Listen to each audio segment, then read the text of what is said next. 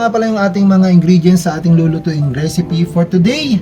Kamatis, siling haba, dahon ng sibuyas, labanus, sibuyas, asin, talong, okra, at sitaw. Then, sa halip na kangkong, ito naman ang ating ilalagay. Yung dahon ng kamote. Then, yung ating hipon, bangus, at yung ating pangpasarap, yung Knorr sinigang na isda. Guys, dahil kumpleto na po yung ating ingredients, tara, start na tayong magluto ng ating bagong recipe for today.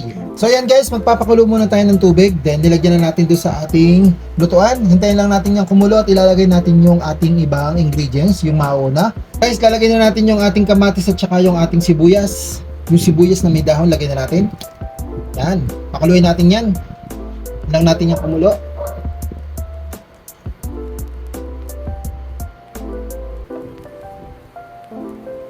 Takloban lang natin.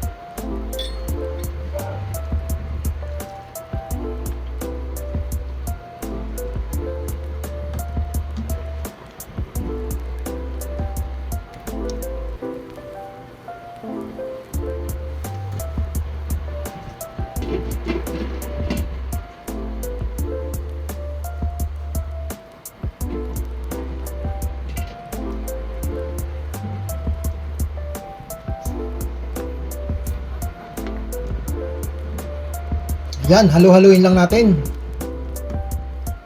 Yan, malapit na siyang maluto. Ang ating napakasarap na sinigang na bangus with hipon.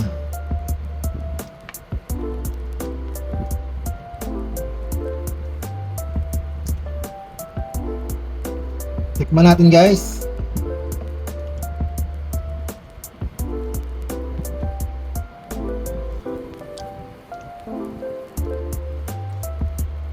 Ako po, ang sarap. Asim. Yan, pakuluin pa natin guys to. Sa maluto yung ating mga gulay. Yan, takloban lang natin.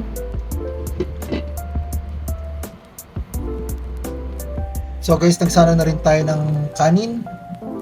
Yan, hintayin lang nating maluto. Yan, kumukulo-kulo na rin siya.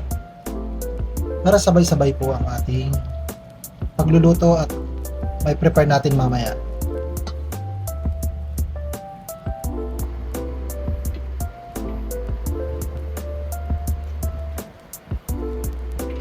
Ayan guys, kulong-kulo na po siya. Tatanggalin po muna natin yung ating bangus kasi madudurog. Atin muna pong ihiwalay saglit. Madali kasing madurog itong bangus. 5 piraso lang naman itong ating bangus eh. para maluto lang yung mga gulay. Kasi lutong-luto na po tong ating bangus.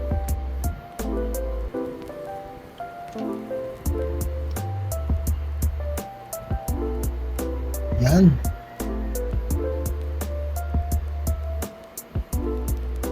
Pero yung hipon, iwanan na natin yan dyan para lalong lumasa yung ating sabaw.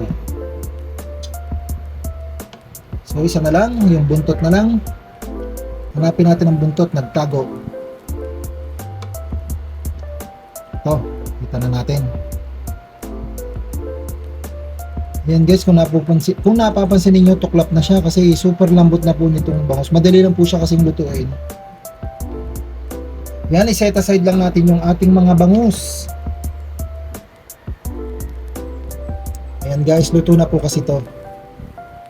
Ayan, pakuluin lang natin yung maigi para yung ating gulay maluto ng todo.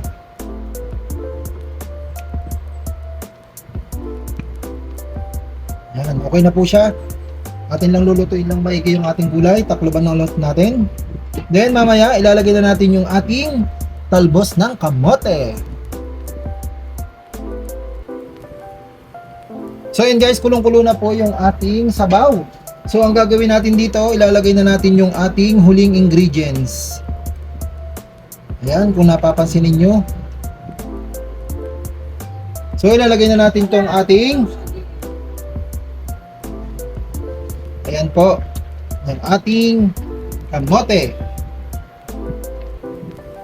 So pakaluin lang natin ng saglit at ready to serve na po ito. Yan, pwede na po yan.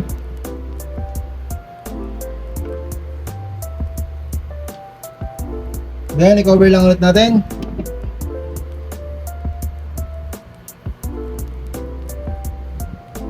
So yun guys, ibabalik natin yung ating bangus. Yan.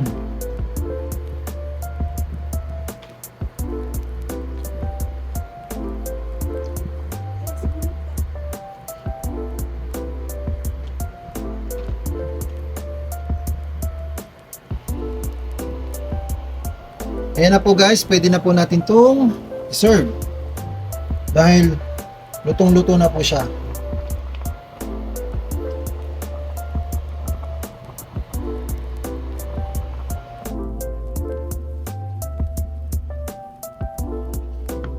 So guys, ito na po yung ating final look ng ating recipe for today. Ang ating sinigang na bangus with hipon. So yan na po.